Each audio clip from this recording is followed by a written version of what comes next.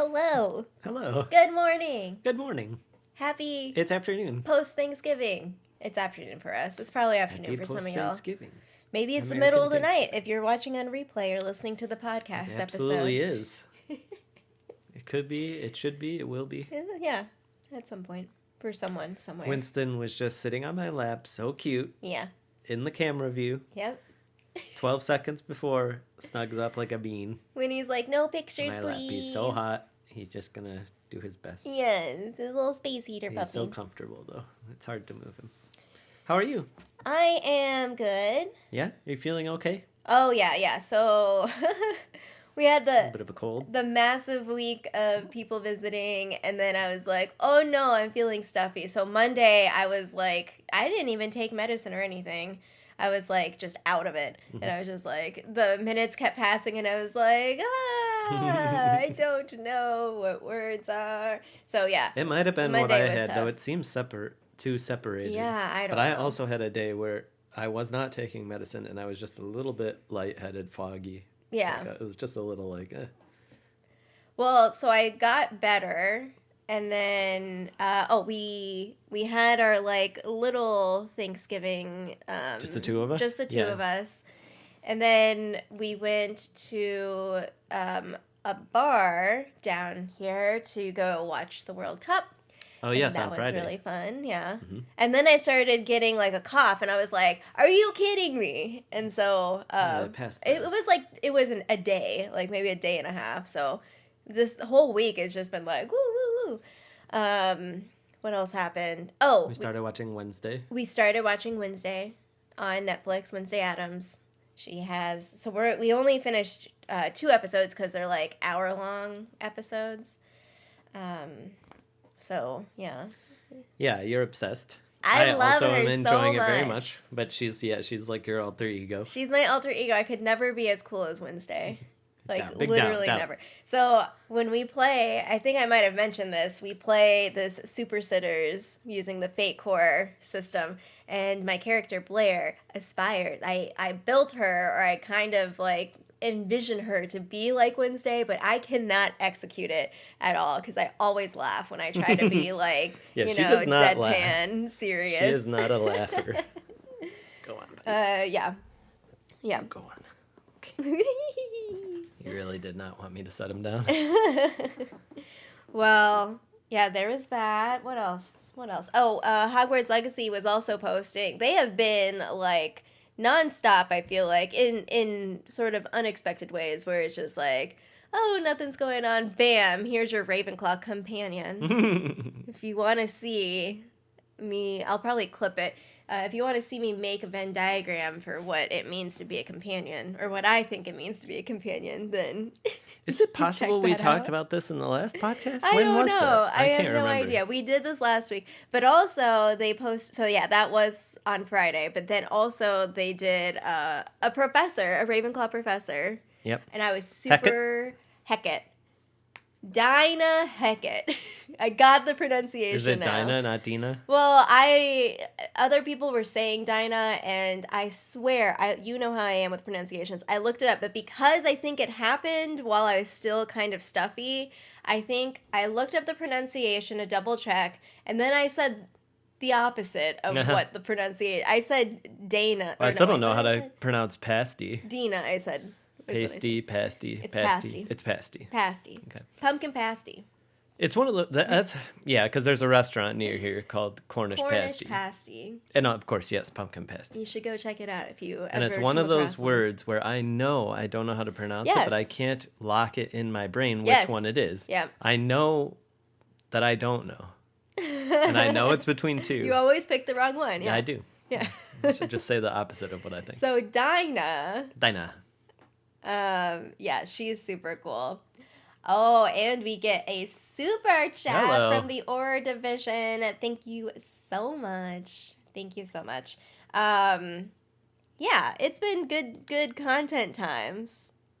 It has. It has. Yeah. Speaking of, lots of Hogwarts Legacy content creators, Mm-hmm. Aura Division being one of them. It's been a lot of fun, like, seeing everyone get so excited for this game. That's Coming up. It is We're coming almost up. at the turn of the calendar I know, year, so I know. then then we're really in it because it's the beginning of the year, really. Yeah. I mean, last night you said February 7th to me, and in my brain I was in the teens in February. Somehow I had. Nope. February 7th is early access. 72 hours. That's really soon. It basically is. just January. We just got to get through. And January's almost over. The end of the year. Yeah, I know. What is that from? I can't remember. I don't know. Yeah. It's basically the tomorrow. weekend. Yeah. It's Sunday. Tomorrow's Monday. No. Yeah, so because of all the stuffiness and all of that, and I did make a video about our new professor. I was off camera because there's no way I was going to be on camera for that. Then they also did an autumn ASMR. I haven't made my video for that yet, but we watched it. It was a good week. It was good to like chill and. We also played Deep Rock Galactic last Deep night. Rock Galactic. Yes. For our third time playing together, we played with two other folks. Yeah. Including Vin from Bad Plans. Rock and Stone. For rock and stone. You're dwarves, you're in space, you mine stuff. That's basically the game. It's so fun. It's really, really growing on me. It's so the fun. first mission we did, I was like, okay, I get it. Yeah, like, no. You shoot these alien creatures and then you mine stuff. But I feel playing like, with four people and having all four of the roles and like, it was really difficult. We literally lost the first one. Mm-hmm. Because... Well, okay, listen. So we can all died, you know? I can don't know what to die. say. Like when you run out of health, you die, you pass out, Right. but your teammates can revive you. Right. So one of our teammates passed out. I was like, "Oh, I got you." But like for some reason, the way I was angled, it didn't give me the revive button. So I was like, "Oh, let me step over here." I fall off the edge, and then I died. And I heard you and him start laughing, and I was like, "Oh no," because I was also dead at that point. So it was 2 up, 2 down. And then you went down, and then Vin got so close. He was like 2 seconds away. He was literally. I was like, just leave us. You up. got it. You got it. Oh my god, it was. Because you basically, you like start. You begin the ending, and it gives you a 5-minute countdown. But you have to run all the way this long distance wherever the pod sets down. So this is like I've done a few runs, especially with Props Play. Usually, what I do if I do it by myself, I go up. Before I call it.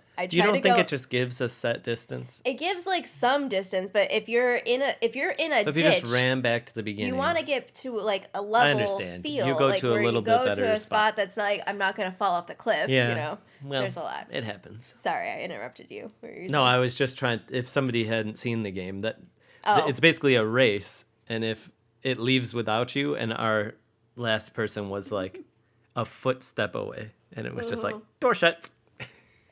Yeah. That was great.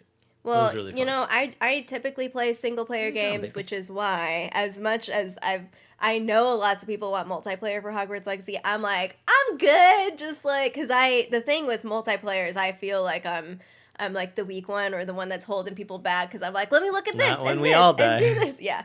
But actually playing games like that are a lot of fun for me. And it's definitely like what you said. So the first time I played it, I was like, okay, like how do people spend like hours and hours playing this? Because you just do the same thing over and over. But it's not. It's just the experience of it. And I don't know. It's a lot of fun. It is a really good 4-player co-op game. Yeah. Like, I mean, really good. Because everyone is useful. Yeah. You can go in opposite directions, but you're better off together. But, like, it's really easy to lose each other. Yeah. I was separated from you guys for, like, 10 minutes. I couldn't find where you went. Yeah. Yeah. It's on and then sale. I got crushed by a meteor. Yes, you did. It's on sale right now on Steam. I don't know if it's on sale on other platforms as well, but it's the historic low. So if you want to catch the Steam Autumn sale, there's some good games. Speaking of that, I have been playing a lot of Disco Elysium. Yeah, you have. I had to pull you off of that to play this. It's been on my wish list for a while. And I'm like, okay, it's highly acclaimed as an RPG. I don't know anything about it. I just know that it like won a bunch of awards, and 2019 was when it came out. So I didn't really, whatever. So it was also on sale, and I picked it up, and I was just like, I just can't stop playing it. I still don't know. My favorite thing is games like that have a mystery where I'm like, I am fully into the world. I love the vibe of it, but I have no idea what is actually going on. Right. And I love that because I'm trying to piece it together and like to craft a narrative in that way. I don't know why my brain went to this game because I haven't even watched you play this, but what you just said reminded me of that. We played an early access like prologue chapter of one where you're like a robot and you're putting yourself back together. Oh, yeah. That made me feel, what you said reminded me of how I felt playing that game, where I was like, I don't know what's going on here, but I'm enjoying myself. Yeah, that was a good demo. Has that hook where you're just like, I must play more. Like, what's going on here? Especially if you have a mystery. Not all games have mysteries in them, but the ones that do, you have to set it up Winnie right. is being so cute right now. Winnie, he is just okay, you deal with Winnie. Let's transition to our password for today. Come on, bud. So because I was like, alternating between being stuffy and binge playing games, I posted the first clue yesterday. Yeah, it was a delayed post. So clue number 1 is vaults. Clue number 2 is goblins. And the third clue, which is now being said for bank. the first time right now, is bank. In case you didn't get it from the first two. Yeah. Bank is your last clue. So the password today is Gringotts, which we have some stuff to say about Gringotts. Question of the day in chat. I saw a couple people respond to it. What is in Gringotts for our main character in Hogwarts Legacy?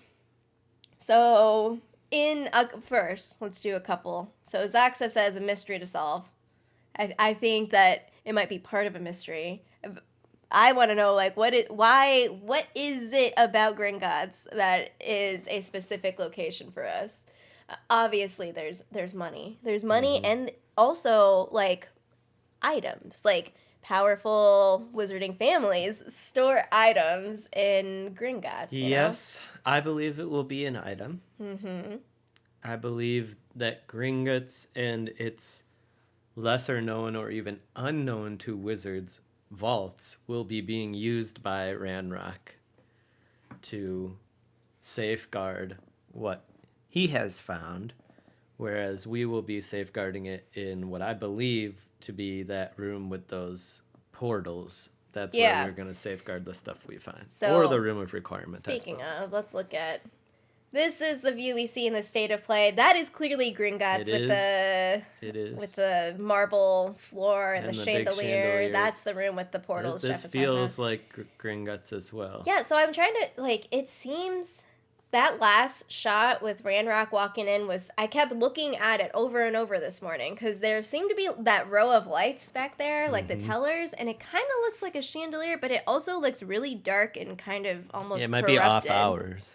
What if it's an alternate universe? Well, if there is really a goblin rebellion going on, then it may be that they're shut down from wizard use. Yeah. Or at least lessened. Yeah, I mean, Alexis with the pensive, I think, yes, whatever the thing is that we are in a race, and again, I'm all in speculation here, but I'm definitely attached to the idea that we're essentially racing against Ranrock to find clues and historical things that have been hidden, likely by Merlin, and it'll have to do with ancient magic, which Ranrock appears to also have. Yes. And then I think he's using Gringotts. So maybe it's that we like can sense it there. Maybe I believe that cutscene where he blasts us and Fig is that we have gone with Fig to Gringotts because we're gonna start school. Yeah, it's like you gotta get out money. Get your money from and he's probably getting it from like the Hogwarts coffers to give it to us. And then because we are who we are, we will sense it. And then we sense it. Then we are in this separate space. Like maybe we're able to open the portal. And then Ranrock blasts us. Yep. And then we have this other cutscene with the wizard with the top hat. Yep. Where he's like, what aren't you telling me about this kid? And it's because Ranrock has already encountered us and knows that we have connections to ancient magic. Yes, all of that. I almost put the clip of the the ancient magic blast back that Ranrock does to us, because in that shot there's what appears to be a pensive and also what appears to be a portal to a forest, which is also kind of weird. Yep. It is. Yeah, I think that Gringotts. So I think that our time in there is going to be limited. We've said this in other sections, like yes. where we're gonna hop in, hop out, or it's gonna be part of a very contained like cut portals. Cinematic it's an at instance. the beginning. Yeah. Well, there's a possibility that we go back, right? Because yes. there's that other goblin-esque architecture cavern that appears to be guarded by goblin guards, and it has like the mine cart. Yes, track. There's a lot of things going on. I'm gonna put this back up. Gringotts? It could just be in this reflection, there are stalactites that are hanging from like a little circular or like a dome-like thing, which is a bit odd to me. Like this part, it's gonna play again. You see those little things hanging? Yeah, I do. I like, never noticed them before. It's not exactly Gringotts. It's like, or it could also be Gringotts 100 years ago. It could be, because that was the thing that I was thinking about, is like, what if we are going through time? As much as I don't want that to be like necessarily what we do, but like maybe that is, maybe you or put. It could just be 1890 and they haven't. Maybe it's a pensive memory that you put on the wall. Can you do that? If you can make a pensive, you can make a wall a pensive, right? And maybe that's what those portals are. It could be memories. memory. It could be memory, and he can also travel into those memories and is like, hey, you can't find out this information. I'm safeguarding it. Yeah. Yeah. It's hard to say. We're definitely going to clash with Ranrock, and Ranrock will likely be involved with Gringotts, since it is such a powerful, goblin place, goblin-made place. Yeah. So Darkshot is talking about maybe escaping Gringotts after being captured instead of breaking in. I have some lore about Gringotts. I say Gringotts, you say Gringotts. I don't know which is. I don't know. Let's make a poll. How do you say? No, I'm kidding. Pinot Grigio, I believe is how it's pronounced. So, according to Hagrid, yes, he tells Harry yes. that other than Hogwarts, right. Gringotts is the safest place in the wizarding world. Yes. Which I'm like, oh, hey now, we got Hogwarts. We already talked about different hot spots in the wizarding world that are important. Gringotts is one of them. Clearly, it's in the trailer. I think Department of Mysteries is on that list. Yeah, because it's safe. It's like locked down. And Azkaban is on that list. Absolutely. These are definitely places that are guarded. Part of our larger theory of sort of what's going on and why would we be going to Azkaban. Because it's not open world travel to Azkaban. We're going to have to portal there. Yeah. Mm-hmm. So in the books also, we know that the goblin sent out a warning that is engraved across the second pair of doors in Gringotts. It says, "Enter, stranger, but take heed of what awaits the sin of greed. For those who take but do not earn must pay most dearly in their turn. So if you seek beneath our floors a treasure that was never yours, thief, you have been warned, beware of finding more than treasure there." Yeah, a thing about the goblin lore in Harry Potter that I've always enjoyed is their sort of very anti-capitalist relationship to making, where it's like you can't... Wizards can rent a goblin-made thing, but it belongs to the maker. Yeah. I find that really, really interesting, because obviously our actual world, at least right now, does not exist that way. People steal and buy things that were made by other people and keep them all the time. Yeah. That's what most museums are.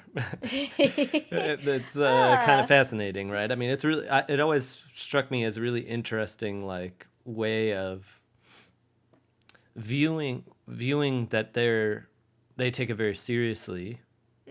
And so, like, even the Sword of Gryffindor, like when Gripbook makes that deal with Harry, there is a piece of me, because I think now I might be getting mixed up. What?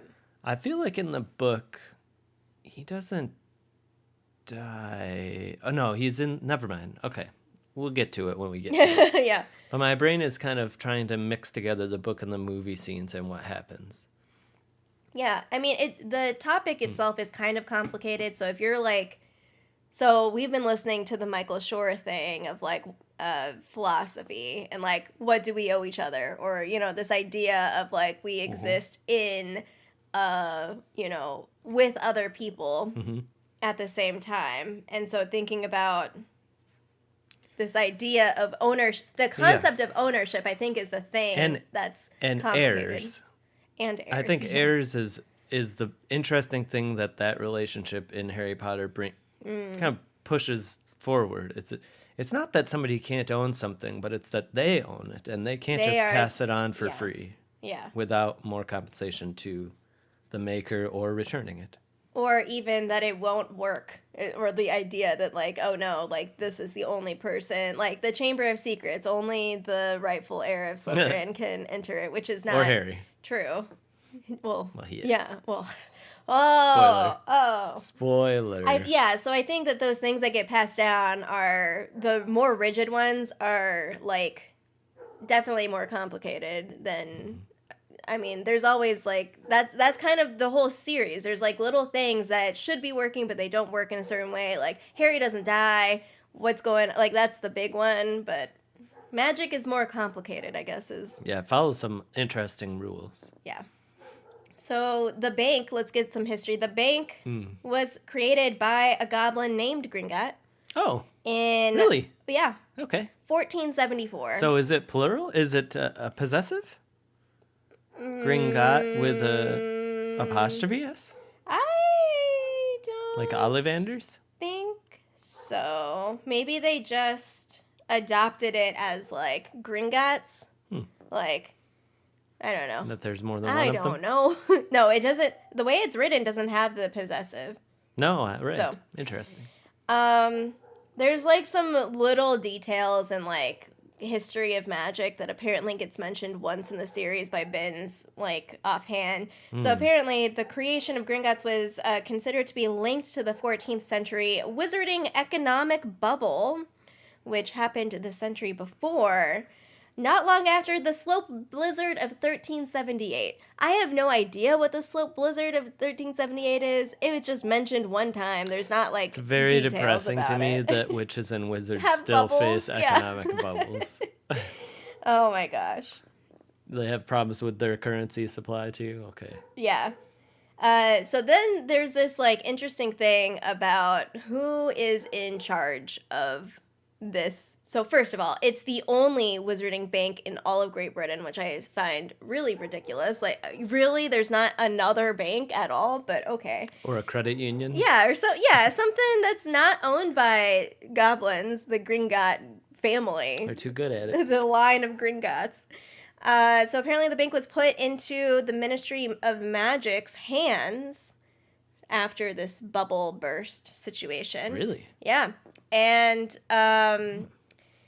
there were some other details in here, but in 1865, so we're jumping forward there, that's when the ministry put the control of Gringotts back into the goblins' hands. Really? Yes. Apparently this is, I learned all this stuff about it. I was like, okay. So it was ministry, then it, like shortly before Hogwarts Legacy, went back to the goblins. Then during Voldemort's control, it was brought back to the ministry. We haven't gotten there yet in our rereading. Or I guess we haven't, okay. So like who's in charge of it. So yes, right. The ministry. And then after the Battle of Hogwarts, Kingsley Shacklebolt was like, all right, here you go, goblins. So it's changed like in terms of who has been in charge of it a few times. Just a few times since 1474. Okay. Interesting. Yeah. Yep. The motto for it is Fortius Quo Fidelius, which is a Latin phrase meaning strength through loyalty. And as we kind of mentioned a little bit before, vaults were accessed through these little carts that went like through underground tunnels that were hundreds of miles. Dragon. Yeah. Yeah. Interesting. Yeah. There's a lot of things. I also have like a table of some like vaults but we don't have to go through them. But I will point out the Pickering family, Constance Pickering from Harry Potter Wizards Unite, the Pickering vault for the Pickering family was, according to the dialogue, because remember Constance would say things. She would just say things all the time. Yes, one of the things she said was that the vault was destroyed by dragon detritus during the 1998 break-in and was moved to a different location. Yeah. The richest and like most guarded families had theirs like it was down by the Lestranges. Yep. Yep. The Pickerings. Yes, the Pickerings. I hope we get just even an Easter egg to somebody from Wizards Unite. We got Constance Dagworth, which okay. No, but I mean an actual last name. I know, but it would be so funny if there was like a Constance Pickering and like she didn't know that she was named after her great whatever grandmother Constance Pickering. Oh gosh. Yeah. So yeah, that's what I have about. Really good, really interesting. Yeah, there's a lot that I didn't know about that. I like the motto. Yep. I like this history of changing ownership and like takeovers by the Wizards is. Well, especially what you said to me, the mention about the Sword of Gryffindor, to be like, okay, the Ministry is going to like manage this, and then. Yeah. We can really, I mean, you can definitely see why there would be this grading relationship between goblins and wizards, like they just not treated particularly well, and their cultural practices aren't accepted. Yes, and also widely. Some of y'all in the comments who are like, oh, it's not a crime to cast unforgivable curses on a goblin. Those were dark comments. Yeah, it's not how I was approaching the news. But it talks about the broader context the fact of that the it's not a crime is a world, commentary on something important. Yeah. All right. Should we pull for next time? Yes, we should. Should we should. Pull for next time? I'm gonna pull. You got it. I don't have my wand either.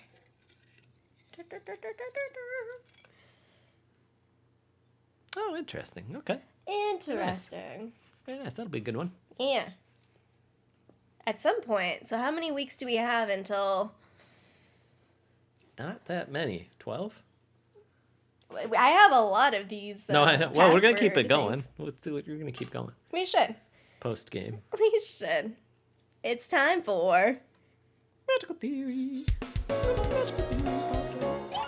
Wand's ready. Turn to page 59. Number 12, Grimmauld Place. Today's lesson is called I've Had It Worse. The chapter starts with Harry entering a newly appeared door and building, under the advice to be quiet and not wander. Molly Weasley emerges and beckons the advance guard into a meeting while directing Harry upstairs. Hermione and Ron are elated to see their friend, but Harry is sour with their withholding from him, and eventually that boils over to angered yelling. Capitalized. Yeah. Fred and George arrive with extendable ears, and Ginny stops in to see Harry as well. Apparently, Dumbledore has organized the Order of the Phoenix, and while the underaged witches and wizards aren't allowed, Bill and Charlie have joined. Meanwhile, Percy has had a falling out. The chapter ends with Harry being greeted by a screaming portrait and then a welcome face, his godfather Sirius. My favorite line, I'm just going to jump to my favorite quote of the chapter. Okay. Straight to it. What do we got? Oh, no. Did I write it? Yes, I did write it down. Harry swore under his breath. He had always liked Percy least of Ron's brothers. Yeah. Well, it just made me laugh a lot. Because Harry is raging this whole time, and he's just like, oh, I never liked him. Well, he doesn't say it, but he's thinking it, and he's just, like, real mad about it. Oh, my gosh. Yeah. So I'm adding to our running list now. So we have people who can polyjuice. Yeah.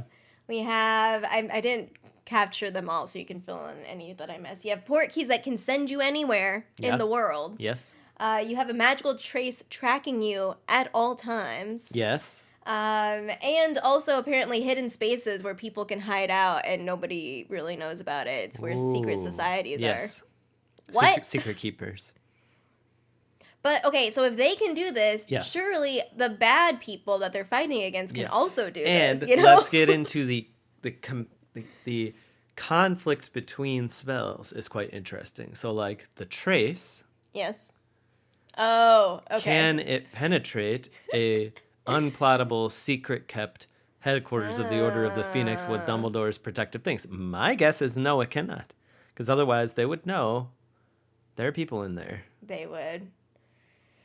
So does this mean that you can use bad spells in Azkaban since it's unplottable? You can do whatever you want. I don't know if it's the unplottability alone. I think it's the secret keeping is also important to this. Where, like, literally only people that Dumbledore tells about it. Though it is quite fascinating, though, because it's not like it was built that way. It became that. So it must have something to do with Dumbledore just being powerful enough to invoke such a spell. Yeah, I guess, yeah. Because we learn that this is not the first time he has done this. He did it with the Potter house. So what I'm thinking is, so my comment about, like, okay, the baddies can also do this too, is that it's not like you're fighting a bunch of stormtroopers. There actually are some talented, evil, like, dark witches and wizards out there. It's not going to be like... Well, Voldemort's move to switch the trace when the time comes, that is a brilliant choice. Especially because it is like the ultimate track down of anyone who... It's really good. Well, Harry keeps saying his name, and it has like, a specific it's gonna zoom on have Harry. A consequence at some But really point. on anybody, right? Yeah. I feel like there's an interesting series of relationships that as the magic gets more complicated and the war is undertaken. Mm-hmm. How these really powerful things work and whose hands they belong in, like Dementors and Umbridge, really matters. It like really starts to matter. And now that's when you realize that Dumbledore's position on Dementors and Azkaban and previous headmaster and headmistresses and ministers, their positions on this mattered, even though it wasn't like being used against them at the time. Mm-hmm. There's foresight involved of being like, ooh, but this could be. And this is the most depressing part of this is that Voldemort recruited the Dementors the first time. So it's not like they didn't just experience this, like, literally less than 2 decades ago. But here we are again. Mm-hmm. So I know that there's an important meeting happening with the Order of the Phoenix. Yeah. And we eventually find out that Snape is there. Yeah. But I still think that y'all can just, like, take a second and not be like, oh, Harry, Ron and Hermione will explain everything to you. And let these 2 kids try to talk to this very upset teenager when y'all are the ones calling the shots. Like, some adult should, at the very least, leave the meeting. Out of courtesy, be like, all right, Harry, send Sirius out there to sit him down and be like, hey, bud, let me tell you some things. And coming from Sirius, well, I don't know, actually, might be worse because Sirius will be frustrated, like, so he'll mirror it. Yeah.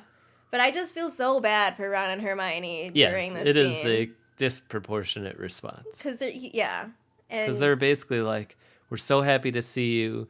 Sorry we couldn't tell you anything. We've only seen a couple of things, but Dumbledore said not to let you know. Yeah. And they don't know why Dumbledore did that. It's not like they're in. It's not like they're in. No. And that's what's frustrating about it, right? Yeah. Come on, people. And he's just super upset. And Hermione does the thing where, like, in a mature sense, if she's like, if I were you, I would be, like, frustrated, or I would be, whatever word she uses. Acknowledge and validate. Yeah, she's trying to, but there's nothing that either of them could say to really make Harry, like, he just needs to, like, he's been bottling up everything. I wrote a comment in here. He has a Voldemort I didn't want to spoil that builds up. Yeah. Eventually he's got to let it out like a tea kettle. Yes. Jinx. You gotta like express because he's like pulling out all sorts of stuff, and it's just like thing after thing after thing, and it's like, okay, he's a kid, but like you should be talking about this so it's not building up in resentment or just like, it's just piling on there where he's He's very upset about lots of stuff. And it doesn't help that the Daily Prophet has these, or the writers have these, like, little comments thrown in there. And he's just like, do these people think that this is what I want? I didn't ask for this. This is, like, Harry's refrain over and over. I didn't ask for this. Like, I would much rather some dark wizard at one not point kill my Ginny's parents, like, you know? we know, Harry. Will you just stop? Yeah. Mm-hmm. Yeah, he's a kid. He is a kid. He's a kid. And it's tough. And he's had a lot of emotional maturity, and now we have a Voldemort emotion piled on there that's really messing with him, and it's difficult. Yeah. Well, so there's a layer of, so I think he lists his accolades also. Yeah. He lists his accolades also, I think, to be like, I'm the one that's been doing all of this. Like, because there's another layer of, like, the adults being like, oh, kids, you're too young. And it's like, okay, but, I mean, Ginny literally was in the Chamber of Secrets about to die. Yes. Like, these are no, like, it's not like you just have people who are like, oh, everything's great and whatnot. No, these last however many years, they've been like, thing after thing after thing keeps happening. A kid died during the... Ron got slashed by a big stone queen.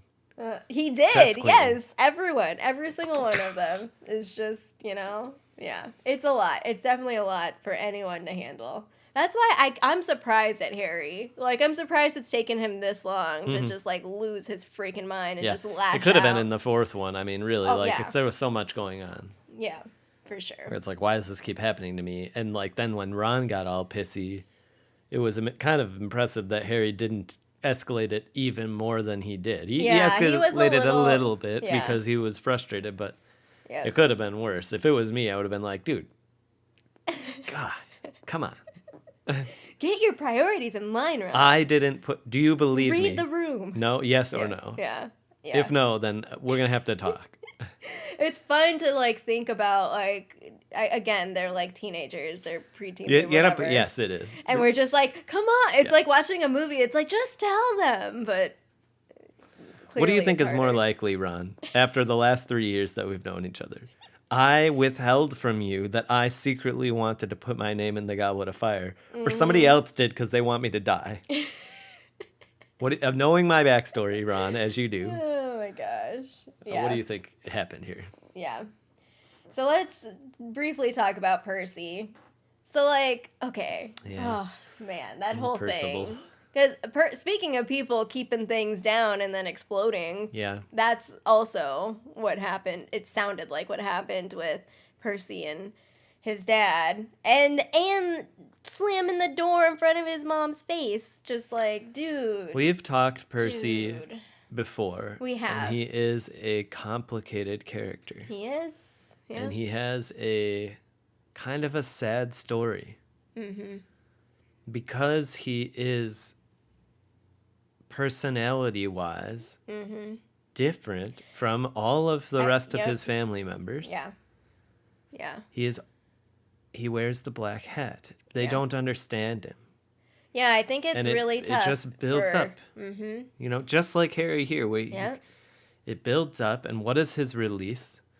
And, like, nobody seems to care that he has a girlfriend. Nobody seems to care that, you know, his parents seem to, but then, I think it's more than that. I think the sibling relationship is so sneaky because he can feel loved by his parents, but then watch maybe how his parents interact with other ones of his siblings and be like, well, why don't I get that style of love? Yeah.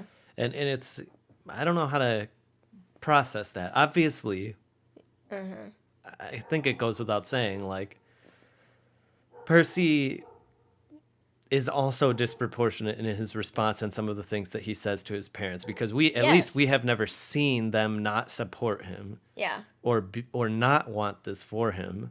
Yeah. Or not recognize that, like, he is different than his siblings. I think that's the part. So when he's saying, like, oh, like, Arthur has no ambition or doesn't, like, try, basically, is what he says. And it's like, you know, it's one of the hardest realities to face. I mean, there's many hard truths to learn as you grow, as you mature or whatever. And you're like, oh, okay, I understand a little bit more about people and myself and our roles and everything, is that people are different than you. And people like different things, and people are fine with different things. People prefer different things. And I think what's complicated, we've talked a lot in previous episodes about the family dynamic and like the projection of what a family should look like. And you should be like all together and similar and whatever. Yeah. And or like have the same kind of values and aspirations. And that's not true. And I think, yes, and I think even zoomed in on this is that the way that kids sometimes view their parents is actually like as too idealized. Yeah. So until you grow up, until you get older and be like, oh, I understand it was harder for my parents to connect with me than my siblings. Here's why. They people aren't interchangeable, and you can't expect your parents to be equally adept at like negotiating the relationship types that are required between different people. Like it's not a fair expectation. At the same time, it does still hurt. Yeah. So you have to acknowledge hurt and be like, well, it does feel worse that like you seem to get along better with my siblings than me. Yes, and that conversation never happens though. No, it doesn't. Very rarely. Yeah. Yeah, so then it's just this sort of like explosion of like, again, the built up like when you don't have those conversations and you don't have any you can fill in the explanation for what you think the explanation is. And then you're framing every interaction with that explanation, even if it's not true. And so it becomes harder to chip away at that because you and the never explanation had that, is you know? my parents don't love me as much versus my parents don't know how to treat me as sort of naturally as they might as my siblings. And even just from my perspective, whether or not it's just from my subjectivity or it's actually that like parents are getting along easier with other, it not even better, just easier if it comes easier. And then like when we don't, the other humanizing part is like it is extremely hard to recognize like what is needed. And especially when it's like you might need to sit down with somebody like Percy and be like, hey, like what do you want? Yeah. What do you want? You know, I don't know. It's complicated. Yeah. It's sad. It is. It gets sadder. Yeah. This is the beginning of the sadness, and it gets very low. Yeah. So Percy gets promoted. Yep. He's like 19 or something, and is assistant to the minister. No, I don't know. Whatever the title is, junior assistant. To the minister. I mean, and this is one of the early and saddest steps is like that other people, third parties, will watch and they will leverage your insecurities. Yeah. That Fudge is basically like, oh hey, we know Fudge. We got a Weasley. He doesn't care. And about like anyone. I'll just give him a quick promotion so he loves me more than his family, and then I'll use him, you know. Yeah. I don't know. It doesn't work very well for him because Percy just basically excommunicates. He doesn't talk with anybody. It's not like he knows the secrets. It's not like he's an undercover cop, you know. I don't know. There's against the Weasleys. Percy, spy on your family. Yeah, that, you know, I don't know. So they're talking, the kids are talking about being like, oh, well, you know, Percy didn't know that his boss was under control of Lord Voldemort. Like, he should have been fired, basically.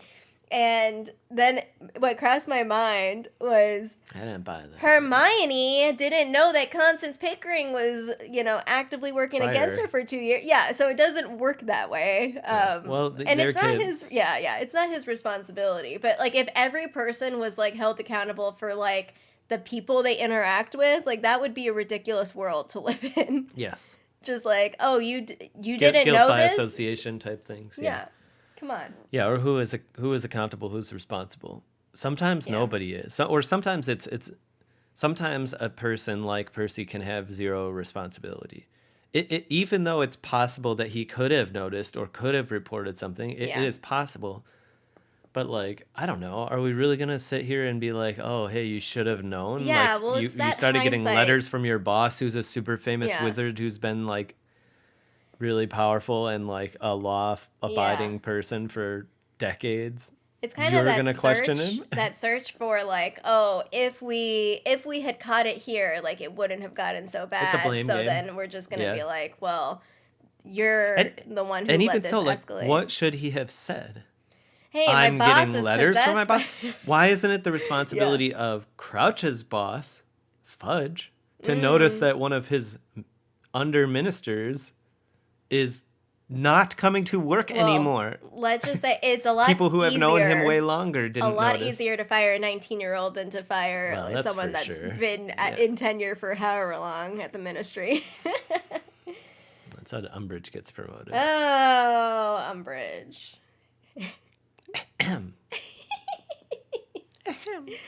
Oh my gosh. Yes, that's most of what I put. Oh, I almost put the troll leg umbrella stand in the thumbnail, but I didn't. Instead, I put Percy prominently displayed, even though he's just mentioned. But it's kind of like, all right, here's a drop of what's going on here, and it's a good chapter though. Yeah, it is. I believe that when we talked about Percy before, one of the things that I said is that Percy's story arc is just so sensible to me. Mm-hmm. It just makes sense to me. Yeah. I don't want it to happen. Yeah. But it's like, it almost feels like from day one when Harry meets Percy, it's like this person is going to be challenged to fit in with the Harry Potter side of things. Mm-hmm. He's a strict rule abider. He is ambitious in ways that Harry is not, and the rest of his family is not. Harry is like straight up Gryffindor, just like he's straight laced. Let's go. You know, we talked, I think, at the time, and still have it, that like Hermione clearly connects with Percy the most, and appreciates him the most because she is the most like him. Mm-hmm. It's really sad. It's sad that it's foreseeable. Not this necessarily, but the break from the family is foreseeable. Mm-hmm. The use of him as a pawn by Fudge and the Ministry, not so much. Like, that's more of a circumstance of timing. Yeah. But the idea that eventually Percy would be like, I'm out.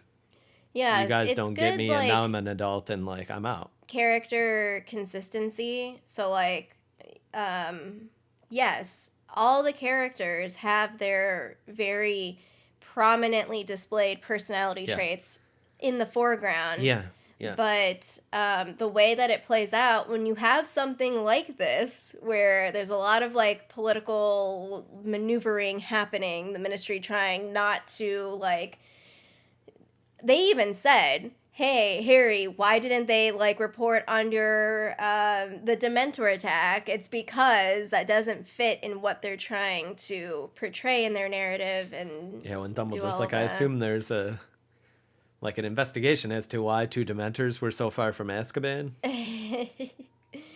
Oh, man, Umbridge.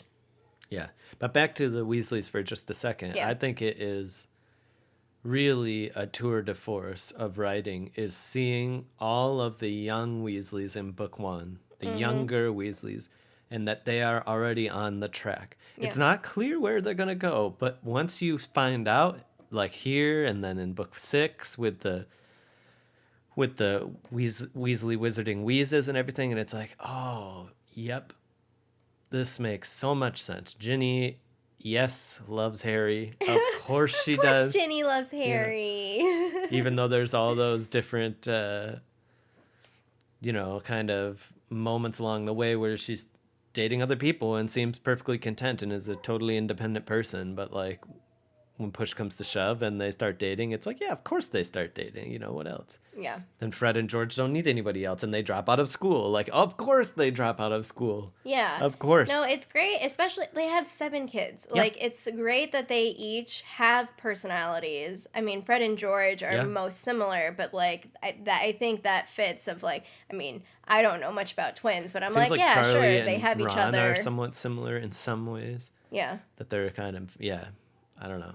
And even thinking, because what I was doing earlier, I was counting. I was like, oh wait, is Percy the true middle? No, I think it's either whoever the oldest between Fred and George is. But yes, right. But he's still like clumped in that middle-ish, like being like that family unit and the role that plays out. And there is this like essence of self, I guess, or like true nature of your personality. But then there's also that dynamic that also shapes the sort of like how you make sense of your role in the world. And this is where a lot of like I forget the name of like the therapy itself, but there is one that focuses more on like the family aspect of it and like trying to unpack, because a lot of these things are not said or like broken down or made sense of in they just simmer a different way. They simmer, for years. Sometimes. And then you trying to figure out it's too late what's going on. Often it becomes a kind of a seismic event, and then the fractures are too wide to bridge. A war is definitely a seismic event for but even like just families. From an interpersonal, the seismic event of like saying things that are exaggerations of your feelings. You know, saying what Percy said to his dad. Does he really think that? He knows that his dad has been doing a balancing act. Mm-hmm. And that probably it's possible that Percy will learn later that like actually maybe his dad is quite ambitious, but understood like he couldn't have everything he wanted. Yeah. And therefore like he made particular choices. Yeah. And one of the choices was, let me find a job that I'll be good at that allows me to have the type of balance that I want. Mm-hmm. And I'll just keep doing that. Yep. And then, I mean, Percy's trying to hurt his parents' feelings. Yes, he is. Sure. Yes. Well, yes. We all carry around dagger-shaped words. Mm-hmm. You know, that we could stick in the people who are closest to us that, you know, the most scary, you know. If you let it build up, you can really be mean. Mm-hmm. Better to be mean in little bits, right? Little bits, like little winny bites. You just you make fun of each other a little bit, and everyone can get over it. Be like, oh, that's funny. Yeah, I am that way. Sometimes it's like, oh, yeah, I guess.